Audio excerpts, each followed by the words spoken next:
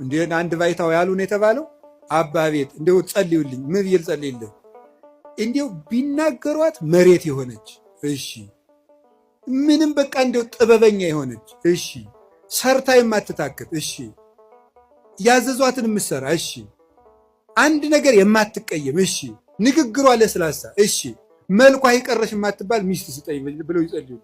እንዴ እንደዚህ ያሉ ሰዎች ቢኖሩ እኛ ስንመነኩስ ነበር አሉት አሉ።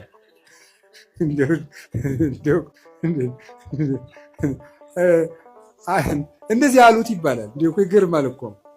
እንደዚያ ስላችሁ ጊዜ ግን እኛ ሴት ጠፍቶን የመነኮስን ማለት አይደለም። እሺ እንደው እናንተ እኮ ክፎች ናችሁ። እንደው እንደዚያ እንዳትወስዱት ደግሞ ማለት ነው።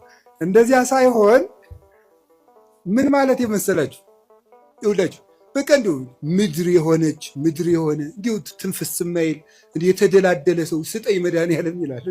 ተው እንጂ እንደዚያ ያለ ሰው የሚገኘው ገነት ስትገባ ነው። የለም እንደዚህ ያለ ሰው እወቁት ነው። አውቀን መግባት አለብን። በተኩላ መካከል እልካችኋለሁ ነው ያለ። በምን መካከል ነው እንዴ? ይገርማችኋል እኮ በበግ መካከል እልካችኋለሁ እኮ አይደለም፣ በተኩላ መካከል ትኖራላችሁ ነው ያለ። አሰሪ ተኩላ ሊሆን ይችላል፣ ሚስት ተኩላ፣ ባል ተኩላ፣ ተኩላ ልጅም ሊኖረን ይችላል። ተኩላ ቄስም ሊኖር ይችላል፣ መነኩሴም አባም ይኖራል። በእነዚህ መካከል እንዲሁ መድኃኒዓለም አቤት እንዲሁ ቢላችሁ ራሱ የምትሉት እነዚህን ክፉ ክፉ ቄሶች እንዲሁ ምጥጥ ብታደርጋቸው አያደርግም። በተኩላ መካከል ኑር ብለዋል። ኑር በምን መሃል ነው? በተኩላ መሃል ነው የምንኖረው። እንዲሁ ጌታ ሆይ ቸር አባት ስጠን፣ እነዚህን ክፎች አጥፍተን። አያጠፋም።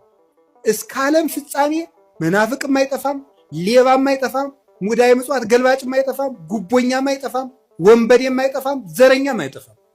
ተኩላም አለ፣ በግም አለ ክርስቶስ እስከሚመጣ ድረስ። ይሄንን አውቃችሁ